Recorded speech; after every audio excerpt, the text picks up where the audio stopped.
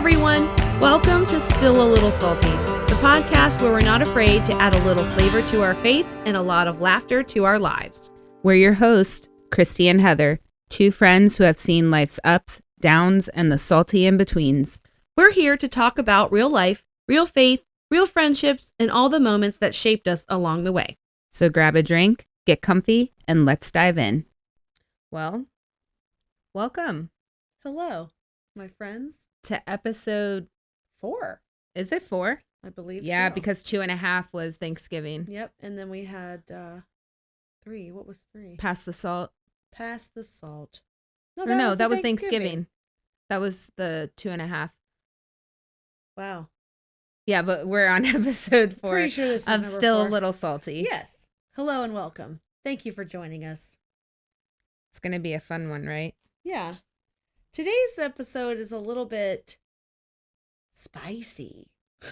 I think it could ruffle a few feathers if the wrong person or even the right person, You know, the more I think about that, when we think about the people who might come across us that aren't on the same path as us or even anti the path as us, I still don't even think of it as wrong. I think that everything happens for a reason and they found us for a reason. Yeah. So they may not like what they hear right now, but I think they're going to like what they hear later in their life. Yeah. So. And to be honest, we're really nice and you would like us as people, even if you don't like our podcast. And you're really funny. I try. You could be a comedian. I could. Yeah. I think I could. I'm not going to lie. I think about it sometimes. And my grandma says that I should have been like a news broadcaster or something. You are very heartfelt in your delivery, whereas I can't even say anything without making a little joke or laughing. Remember that in the one episode when we were talking about Jesus and you said all of us have a Jesus puzzle shaped piece in our heart, and then you just busted up laughing, and then you're like heart. Yeah, I can't do anything for cereal. I love I'm it. super unserial. Yeah, but we balance each other. That's why we've been friends for so long, and we stay friends. Yeah, because you are the anchor to my floating balloon. Oh, and I love anchors. Okay, so we haven't nailed down the name entirely, but I think we got it. But just stay tuned. Look at the caption. Yeah. But today's episode was kind of my idea, I guess. And it's about not being what the mainstream social whatever thinks a Christian woman or just a Christian in general looks like and acts like. And how the life that I live and that you live are not counter to the Christian faith at all, but I think it's just to wash away the basically the judgmental stereotype that a lot of people put on women, especially when you say, I'm a Christian, I believe in Jesus, I know he saved me. Some people are like, red alert. Yeah. She crazy. Yeah. And that's I can feel sucky. it now I don't like it. because I mean, I've gone 36 years of my life not really being like this. And so I can feel it now when I say, even at work, like when I bring it up a little bit lightly, because I know that like, especially I work for a very diverse company with a lot of different ethnic backgrounds, a lot of different countries and cultures. So I know that I have to also watch, but I've actually found several friends now that are heavy into their faith of Christianity, but I can feel it. And because I've worked for the company for 3 years now, I can feel when I lightly bring it up. Yeah, people act uncomfortable. Mm-hmm. And I don't want to make people feel uncomfortable. And I don't want people to think that I'm judging them if they don't agree with me. But I know I've said that many times. But I guess the idea is the basic principle I'm thinking of is that a lot of people picture the Duggars. Do you know who the Duggars are? And, the girls have to wear skirts and they aren't allowed to. Is that a Christian thing or? It is. They are Christians, but they have a whole slew of issues to deal with that. And I don't know enough about like there's a guy that kind of came up with their doctrine, and he's controversial, I think. Mm-hmm. And they don't. They follow him to a T, and I don't entirely agree with most of it. But, girls aren't allowed to work. They're not allowed to go to college. I mean, they might go to college, they might go to school, but their job is to be a wife and a mother and have as many children as they can. And they have to submit entirely to their husband's will, his decisions, his authority, everything. And that is the counter culture that's what I want to get into, is what that should look like, in my opinion, what it really should look like in a healthy Christian marriage between a man and a woman. I agree. Do you want to reference the scripture? Okay, well, we have a lot. Oh boy.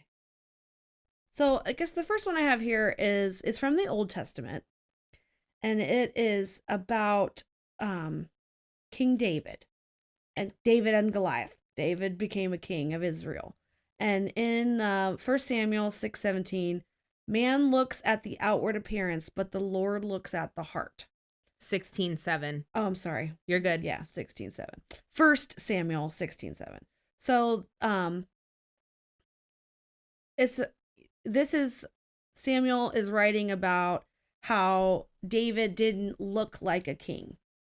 He did, and in that time, the king of Israel was, directly connected to God. Mm-hmm. And David didn't look like a king. He was small. He was not regal, not kingly. So Samuel is saying God didn't care what David looked like on the outside.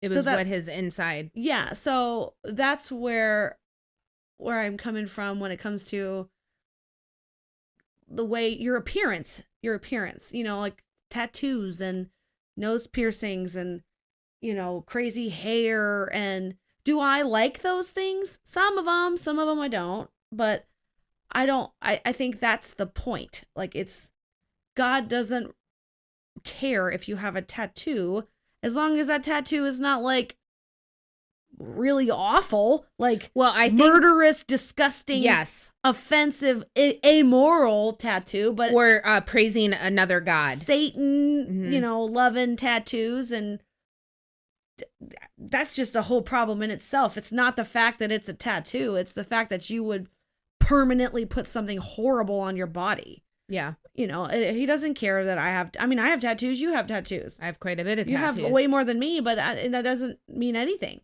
God's not going to be like, oh, -5 points for every inch of tattoo you got. Thank God for that. Yeah, you'd be in the hole. I'd be in big trouble. Well, and it's funny that you would say the first talking point as far as like what a person looks like. It's not about the outside. It's not about the outside. It's the innards. Because the gizzards. I love the gizzards. Guts. When I was at a funeral a few weeks ago for a friend, Monica Morgan, the pastor had tattoos. Yeah. And I was like, it's fascinating to see it. And I think that the more I see it, the more, I guess, not that it matters. I don't really need people's approval or acceptance, but the more accepting it feels. So I like to think that being quote unquote normal looking. Yeah. And I don't mean like non-tattoo. I mean like not wearing a skirt all the time and having my hair up in a little bun and, looking down at the ground whenever I walk, like Amish ladies, like, yeah. When you see an Amish woman, she's Amish. Yeah. And there's no doubt. And that's its own thing. If that's what you want, then do that. Yes. I don't care.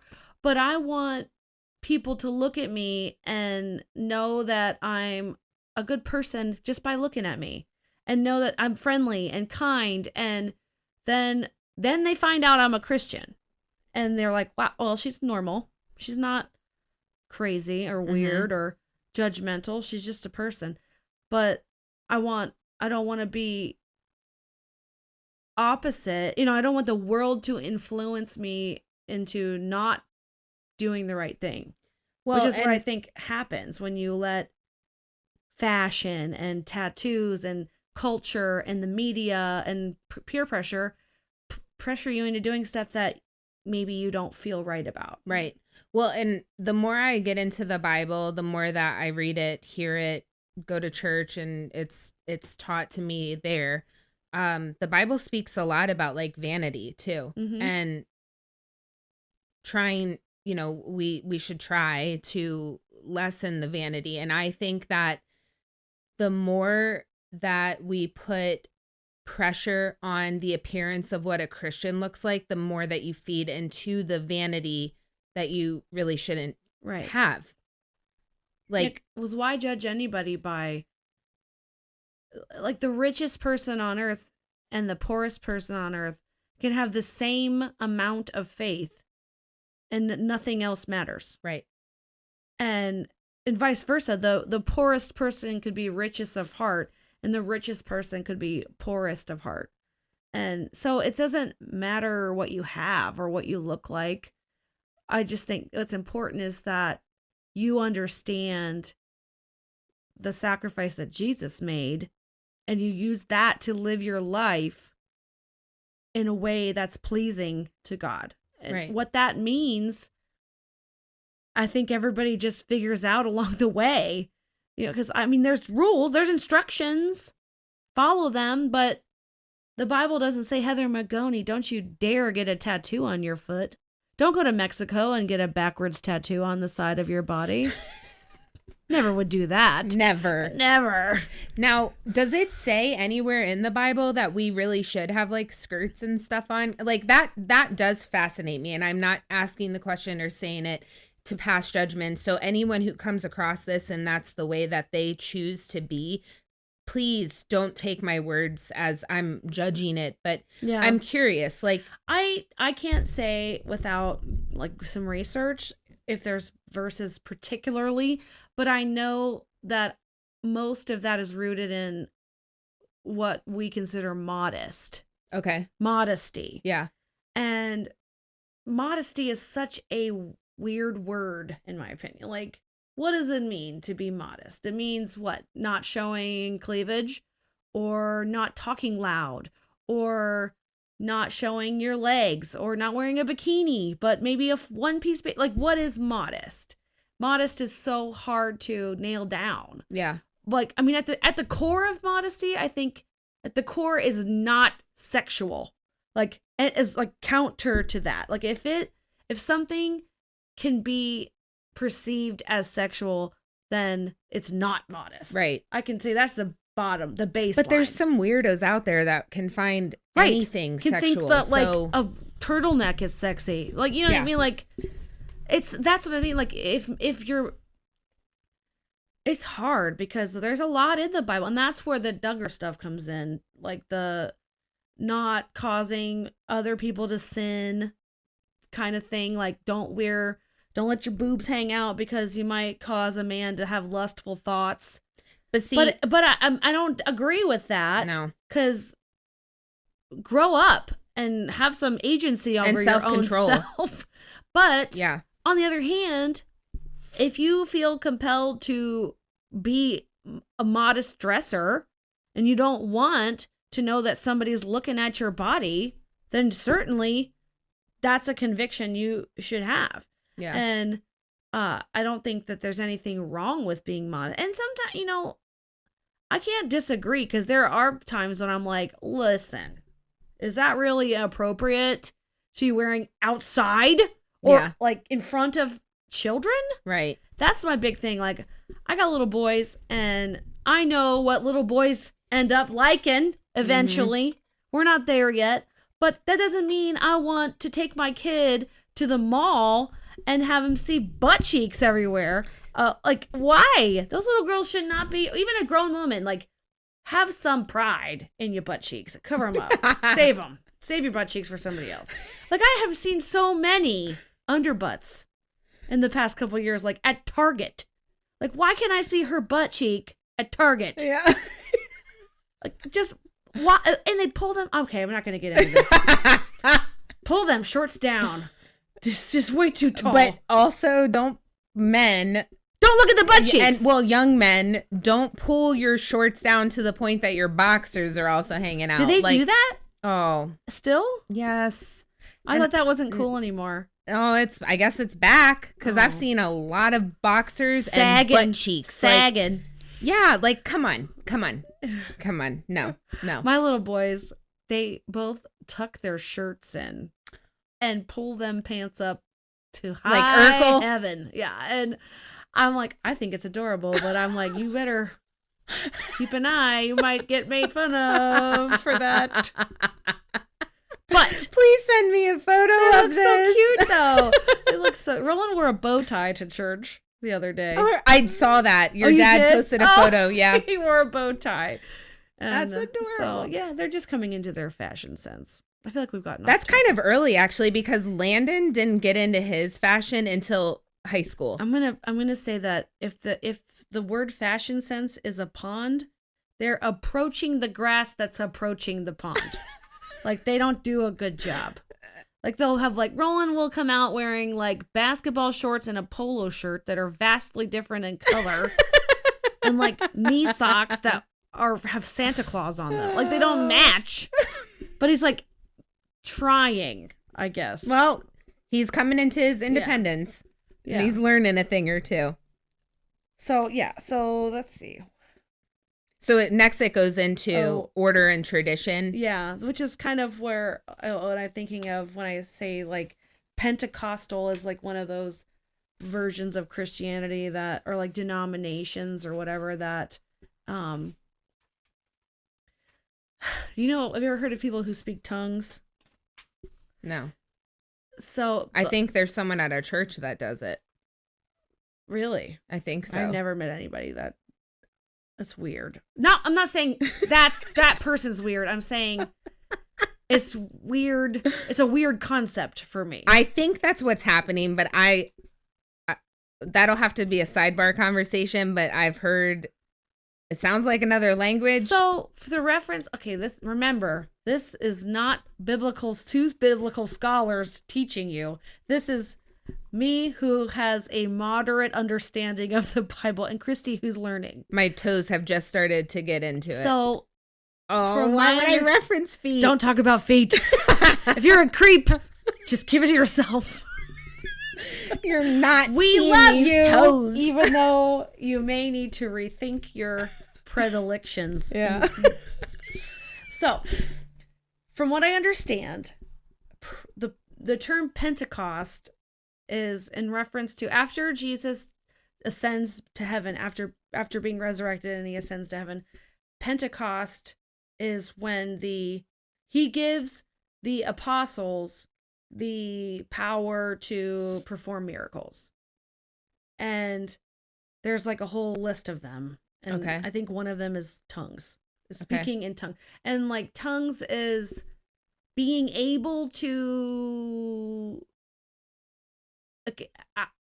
this is my memory is like almost gone, but the apostle was supposed to be able to talk to anybody in any language and they were to be understood. Okay. So it's like, that's the miracle of tongues. Okay. And there's more. And now, so like the Pentecostal church kind of leans on those powers, those miracles, like healing and tongues and that. Like, you ever seen the guy on TV when we were kids? He was like, "You're healed." Yes. Like, is that what that is? Kind of stuff. Okay. Yeah. And I don't know how we got into this, but traditions. It's what came to mind. I guess. I talked about Pentecost and Pentecostal church. Oh, they're very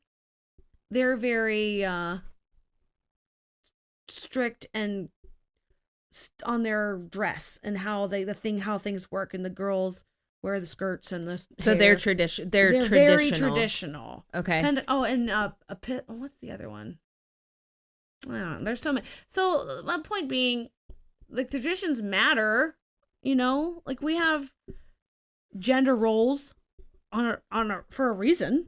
It's not like some jerk was just like, oh, women, you better bake bread, and men, you got to go dig in a mine. That's just how humans have established themselves. Men are physically different than women. Yeah. So, of course, there are jobs and traditions and ways that we do things based on that. Why wouldn't it be? But from a faith-based perspective,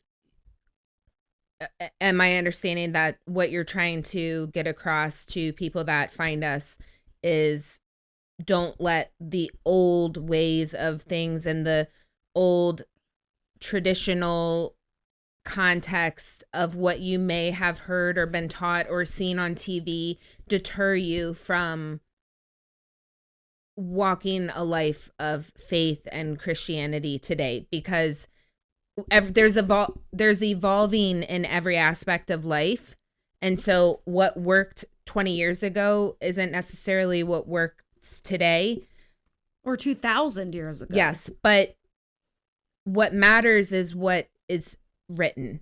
Yeah. It's what's in the book. Yeah, and I think you're right. What I'm trying to get at is that over time we've we've understood the instructions in the context of how we are living. Right. So in the 1850s, it made sense because that, like, for women to stay at home and raise babies, there was like no question. There was nothing else for them to do.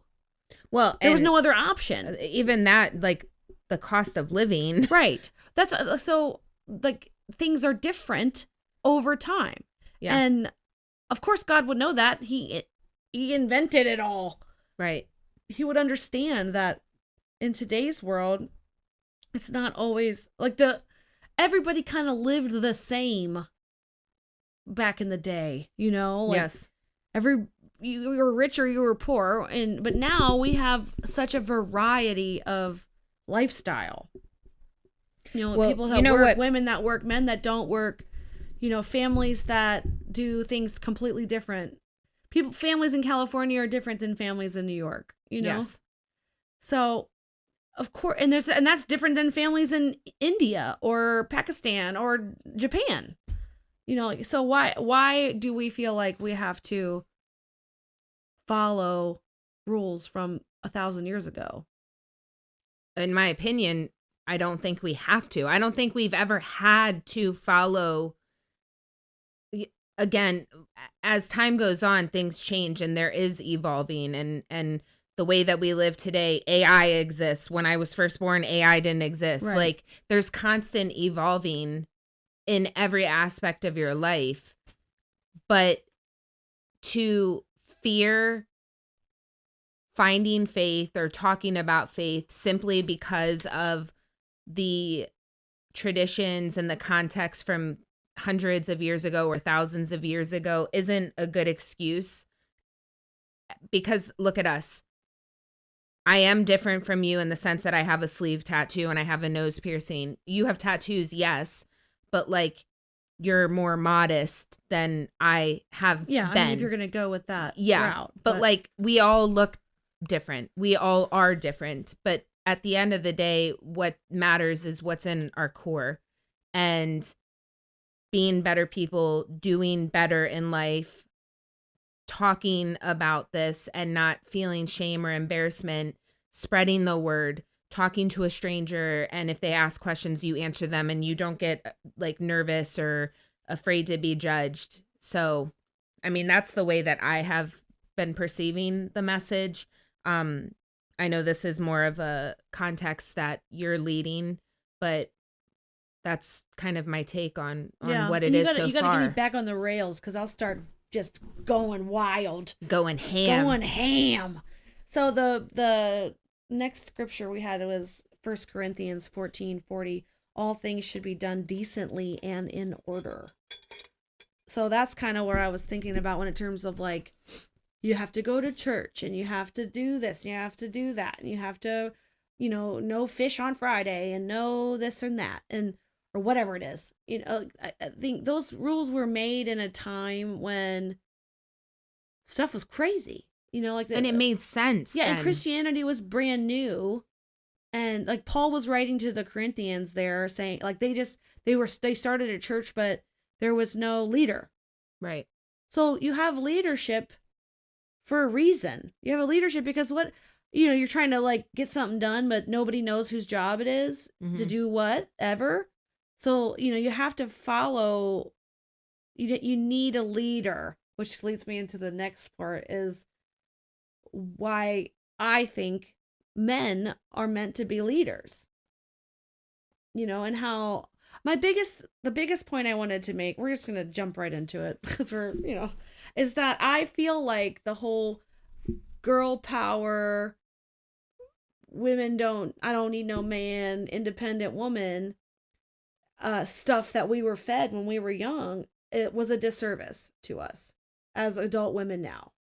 Because I'm not saying you have to have a husband or that you can't be successful without a man. But I think it's diminished men of our generation to the point where now they are like sad. I think, and not every man, not every situation. I'm actually glad that we are talking about this because I would agree. I was raised by women, not because my mom and my grandmother were anti-men by any means. My dad was in and out of prison and then died when I was 12. Like, didn't have a he choice. wasn't there. Yeah, you didn't have a choice. My grandmother divorced my pop when she was young. So, but my mom and my grandmother have always respected men, maybe sometimes a little too much because there was men that came into our lives that took advantage. But all that to say, I was raised by women. I was raised to be independent and not necessarily depend on a man in order to survive. But I wasn't raised to be anti-men and to think that I don't need a man for anything because I'm very sorry, but I suck at plunging a toilet.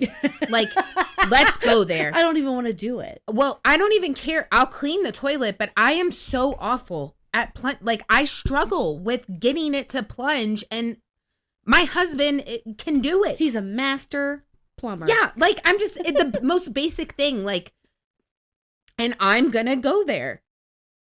One of the women in his life is very anti-men, but yet when we were friends, anytime we showed up at the house, she sure did need him to do something. So it's like, I also agree. I think that the way we were raised to, feminism and girl feminist power and all that, I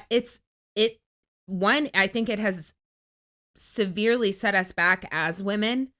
I think that we're almost getting to a point now too where we're not trusted with stuff that comes out of our mouth.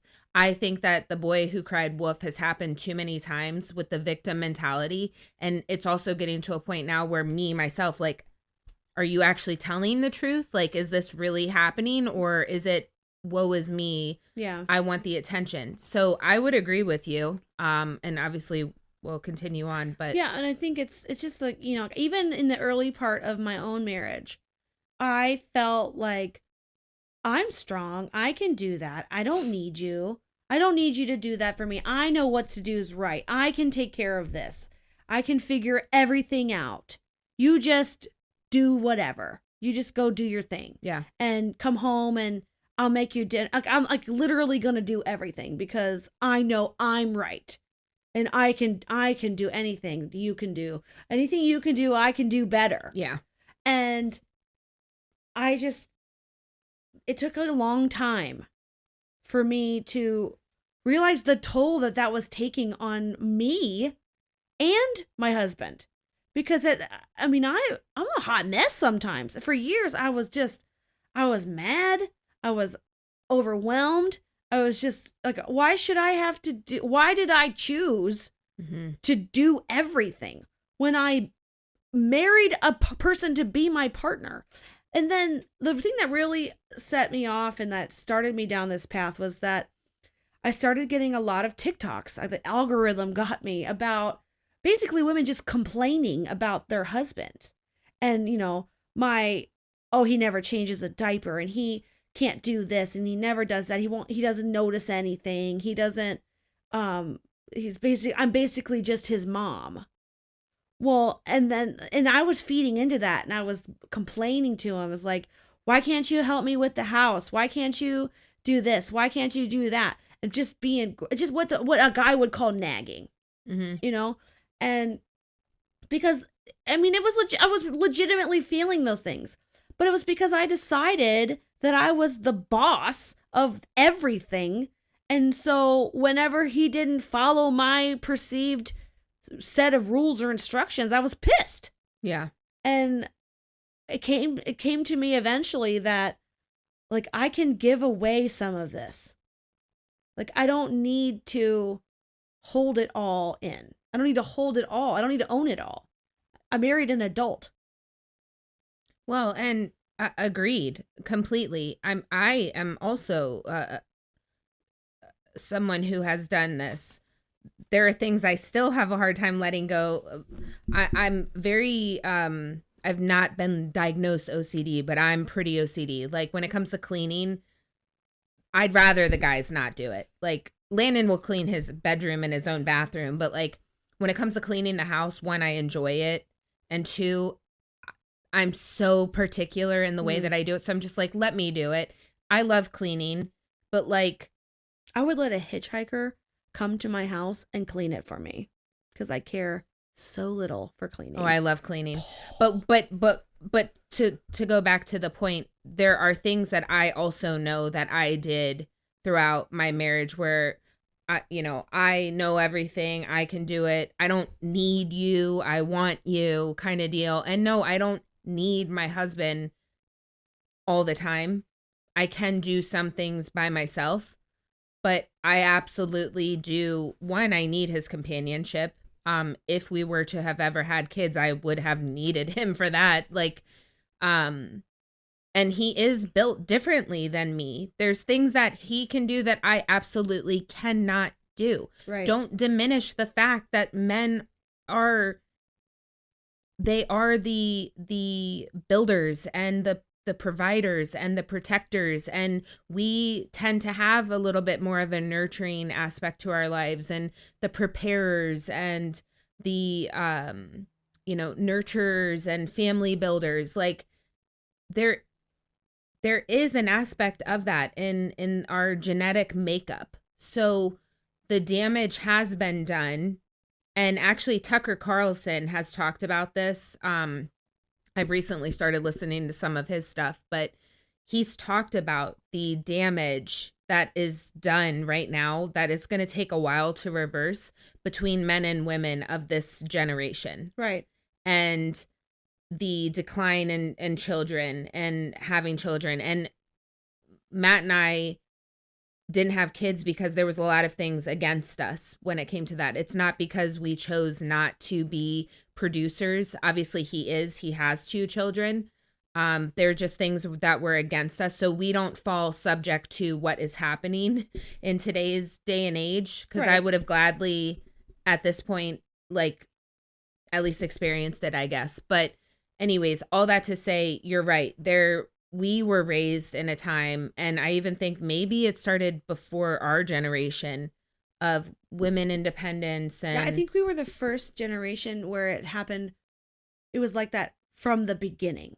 Like our moms grew up in a time where women were still housewives, mostly. And they were starting to, and like, but by the time they were adults, your mom and my mom, they were starting to, like, my mom was the first like woman in her, I mean, she was in the Air Force. She built bombs. She had a very manly job. Yeah. She was like the first woman to do that in her unit or whatever.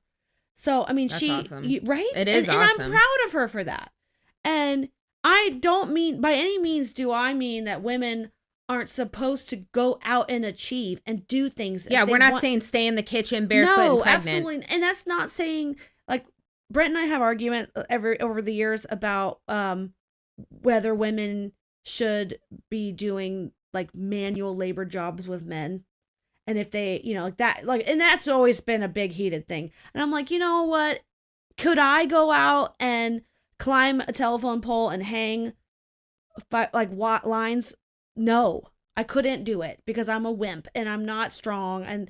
But are there a few women in the world that can? Most likely. Yeah. But I don't know I don't know who they are, and it doesn't matter because that's not the point. The point is, like, when you were talking, I thought of something I wanted to say. Like, you said you didn't need him, you just want him, like, and that you could live without him. Like, that's what we were like. We don't need a man to survive. And I think, well, what's the difference? That's the difference between surviving and thriving. Yes. Because yes, I could raise a family on my own without a husband. Mm-hmm. If something were to happen or if he were to leave, I could make it. But would I have been thriving? No. Because having the love of, like, a person, your soulmate, is its own a set of fulfilling things. But having a partner in life that is in the same boat, it has the same basket to carry, like, it makes it so much better. Mm-hmm. And that's why I feel like we have so much, like, anger towards each other, and women and men. Men think, oh, women are always, they just want the alpha man, like this whole, like, nice guy thing where, like, they don't ever want a nice guy. And the problem is women don't think they need men at all. And then since we act like we don't need men, then men don't act like they are there for us and protective of us. Yeah, and I think, why would they go out of their way to do manly stuff for us if we're just like, oh, I'll figure it out. I don't need you. Right. And to circle back to the talking points, having the leadership of a man doesn't diminish us as women. And again, if you're watching this and you choose to be an independent woman with no man for your whole life because maybe you don't have a sexual drive to want, like, fine. Yeah, there's nothing wrong with that. But I challenge you to not then go and say, I'm doing this because I don't need a man, because chances are there's going to be something that happens in your home or your car and you're going to need someone to fix it. And more than likely, it's going to be a man to do that. Right. So don't diminish the fact that men serve a purpose and are needed. Like, that does drive me crazy. Yeah. It absolutely drives me crazy. And I really don't care if we lose followers for this. I genuinely do not. Maybe we'll gain some men followers. Yeah, I don't care. The non-creepy kind. I really don't care. We love you all. I can't it happened. It happened in our lives with someone. I'm not going to say her name, but she knows who she is if she watches this. I don't need no man. F the patriarchy, all this and that. But boy, golly, when my husband showed up at her house, she sure needed him to fix something with her plumbing or put a door on the track. Like, yeah. Don't diminish that, because one, you needed him to create a child. Right. And two, even if you didn't use him to create a child, and I'm not saying for us, but there's women out there that have had pregnancies without a man, but you still had to go to a sperm bank, which came from a man, to create that child. Right. So, I know this gets heated, but this is a heated topic today. Yeah, and I think, and I like the way this is going, because that's not what I was, like, imagining, but I like it. Yeah. I like that's a good take, because what I was thinking of is, and I haven't got around, I keep dancing around my point, which is that the attitude we hold as women affects our husband. So let's, like, you chose to get married. You have a husband, you love him, but you're frustrated because he doesn't do anything that you think he should be doing. He's not, like, you're just unhappy. And I challenge you to step away for a second and think, what am I doing to encourage him to be a man? Like my husband, like I realized that now this is directly connected to deciding to follow a Christian faith. Like I have decided that he is the head of our household. So that means I don't make decisions without him. I let him have a lot of the final say. And ultimately, I let him lead. I say, I ask him, what do we do? I need your help. We need to, like I let him, I empower him to make the choice. And that, I think, like that ruffles some women's feathers because they're like, why is he get to, like, I don't want to be his slave. I don't want to be underneath of him. And that's not at all what it means. Like, it's enhanced my husband's life by me letting him be a man. Giving him back his masculinity. Yeah, letting him lead the family like he is meant to. Like he is now thriving. So how can you expect a relationship to be healthy and thriving if only one of you is being fulfilled? Yes. Like I'm fulfilled knowing that my husband does everything he does is for me and our children. Mm-hmm. And that's a big weight. Imagine carrying that. As a woman, I imagine carrying that. And like, my job is to, keep everybody alive. And, but I still work. I have a job. I make equal amount of money, sometimes more. So it's not like, haha, no, it's not like I am a subservient part of our family, but somebody has to be the president and the other is the vice president. You know what I mean? Like, yes. There's always a hierarchy. And sometimes that hierarchy may change. There may be a situation that you're in where Brent's like, oh, no, you take the lead on this. Like, it's not saying that every single waking moment of, I'm putting words in your mouth right now, I'm assuming, not every single waking moment of your life are you super submissive to every single thing. Because there are things that a woman would take the lead on. Sure. Like maybe baking or cooking or taking care of animals planning something or a vacation. Yeah. And like it's made a big difference for me because I'm like, I don't have to be stressed about everything because I've started to just be like, Brent, I don't want to even think about this. Right. Please take it away from me.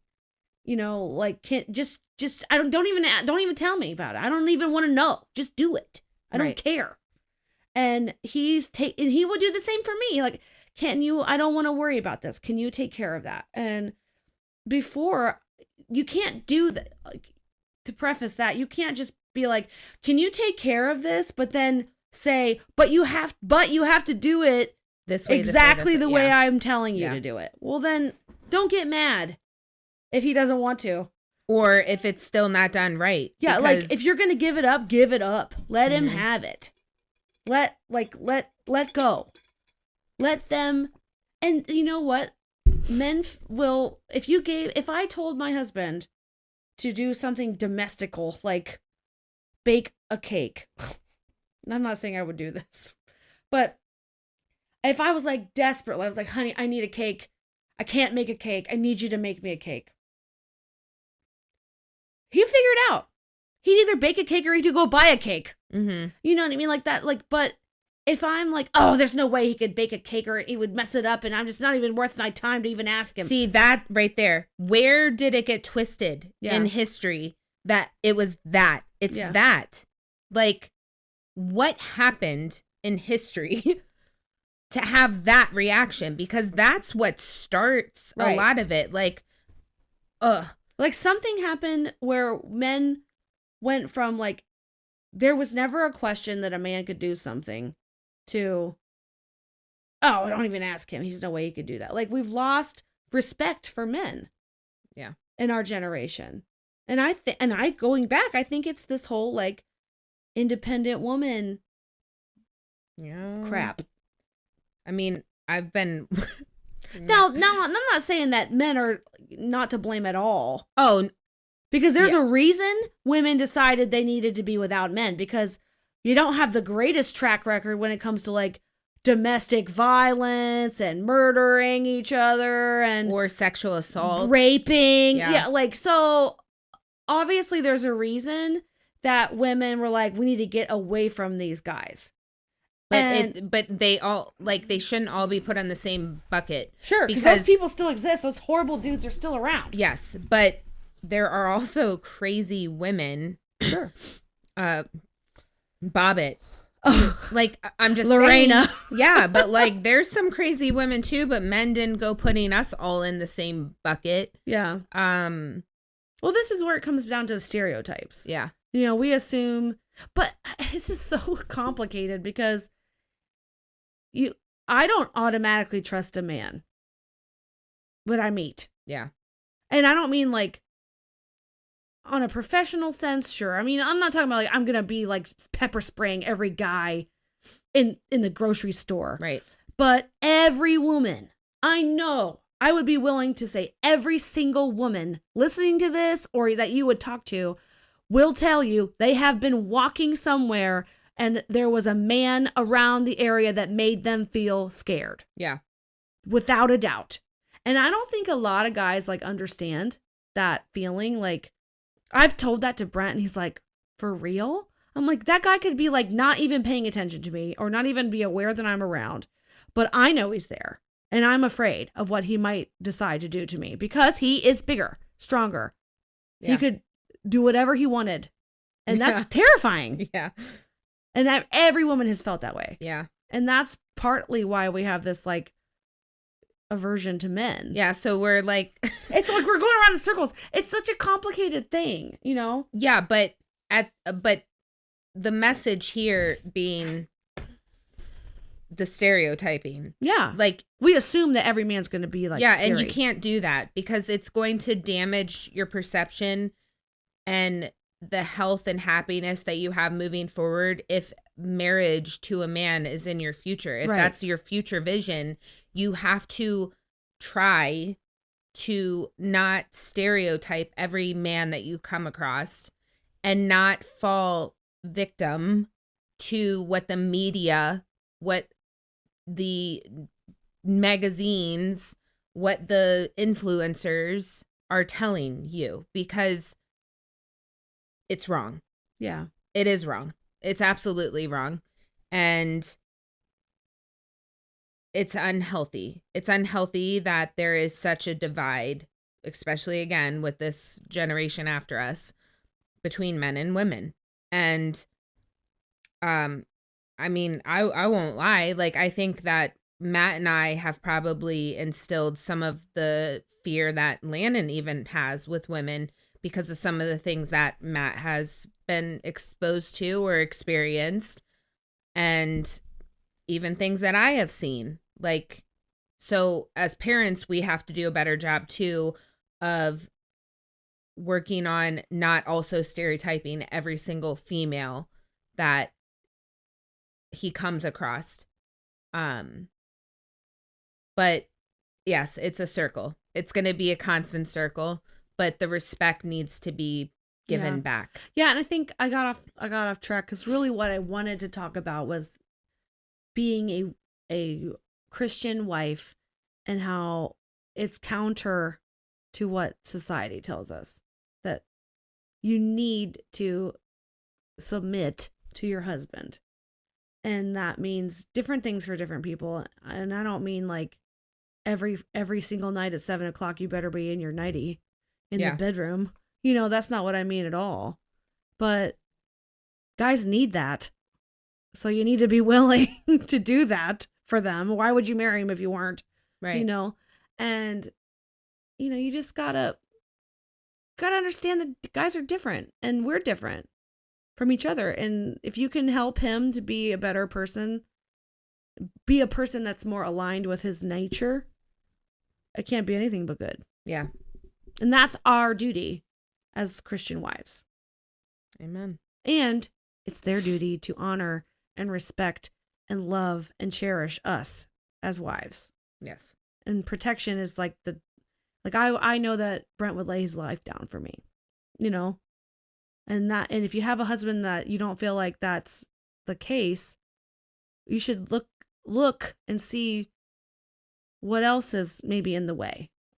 Like why wouldn't he? Mm-hmm. You know, that's how I know Matt would too, but I don't want him to either. Though. No, I mean I'd prefer no, I'm to such not a have that control happen. freak with that. Like, you know, make sure you're drinking more water. Make sure you're taking care of yourself. Like, do you know what's crazy? So this is totally crazy. So I have anxiety, you know, about weird stuff.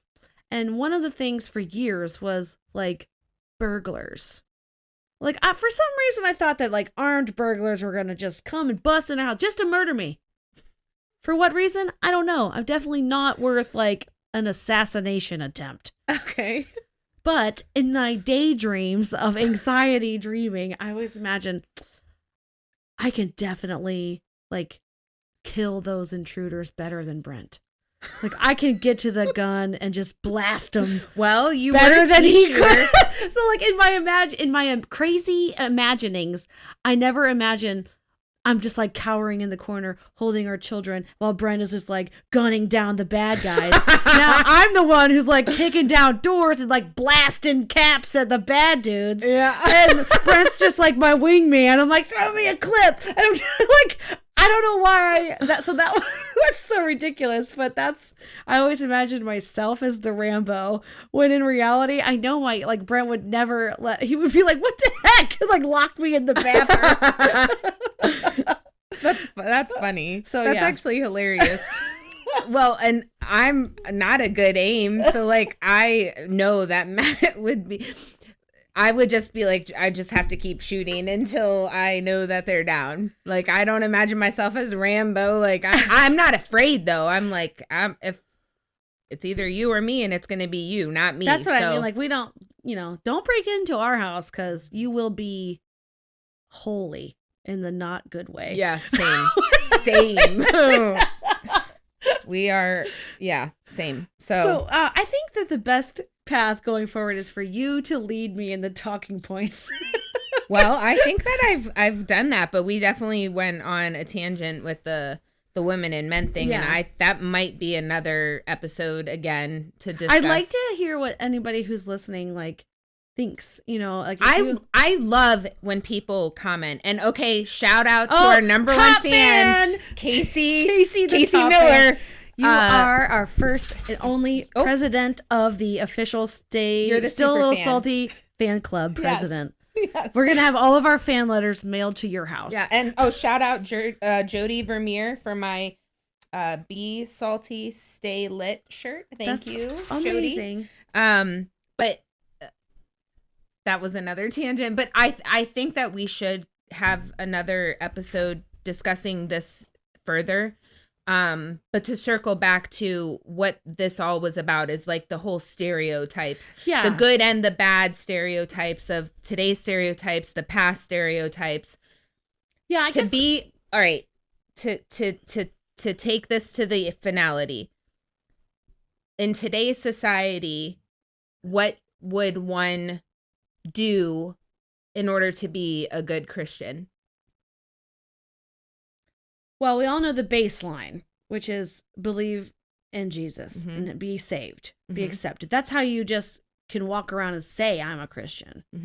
But I think it's not about what you're wearing or where you live or where you go to church. Or how big your bank account is. Or any of that. It's that you care about people. Yes.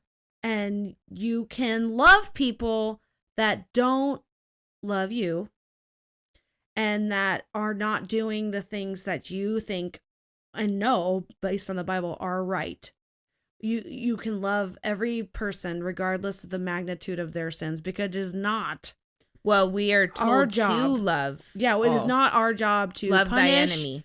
Punish or judge people for their sins. That is God's eternal right. Yeah. Like we have no place in that. Right. And all we can do is, and I guess this is just for me, like I want people to ask questions and I want to answer them. And I hope that helps them understand what they need to understand. And it doesn't matter if my hair's blue or if I have a nose ring or if I have a full sleeve of tattoos.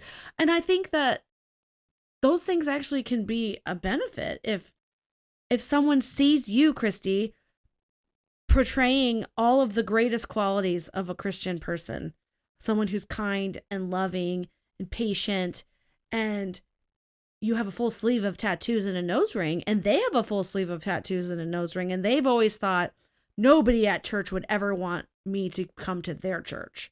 No one would ever think it's not true. That's not true at all. And they would say, look, that person looks like me, and I can be like them if I want to. Yeah. And I think that's the whole point. Don't let the stereotypes scare you away from your faith, and don't let the different, I guess, denominations then take away the true meaning behind being a Christian and being a follower of Jesus, because that's their way of doing things, but it doesn't have to be the way of doing things. Yeah, if you find a place that fulfills you, and they are all, I mean, you got to make sure everybody's on the same page when it comes to Jesus. Yeah. That's kind of the center point of the whole thing. It's Christianity, Jesus Christ. Christianity. Uh-oh, blasphemy. I'm just kidding. I know. But I don't know, I like the way you said it. Like it's about being there and just being in the, like, we're meant to be from the world, as in set apart from the world. But we're living in it. We're here in it. People in the world are going to see us.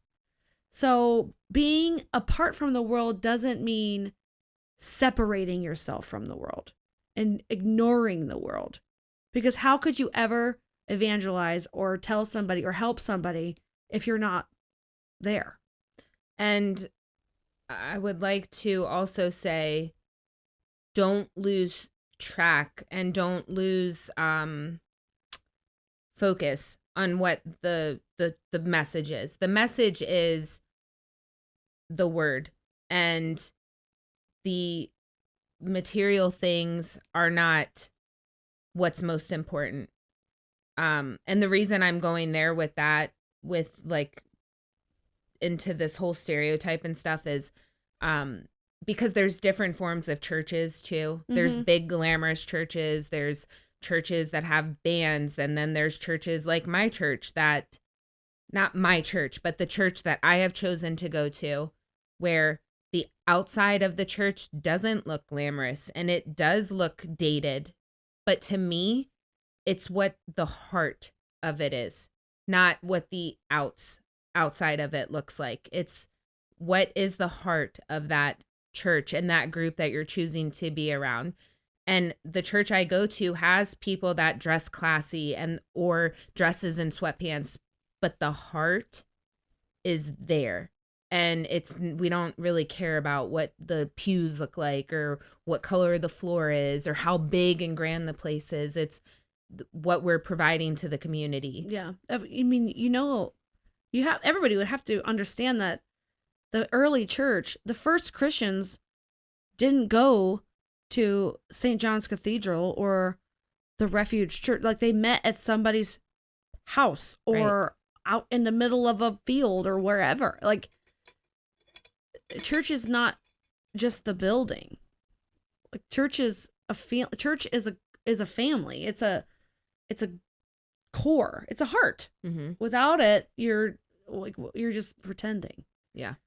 So just don't fall victim to all the stereotypes of Christianity and faith. Don't let the stereotypes turn you away. Yeah. Like, if you want to jump on in there and wear skirts, do it. Fine. Do it. Why not? If that's your version of modesty, if that's what makes you happy and fulfilled, there's nothing wrong with it. I think the key is it's not like, if you aren't doing that, you can't possibly be a Christian. Yeah. That's not true. Everybody looks different. I love that. Birds of a feather flock together.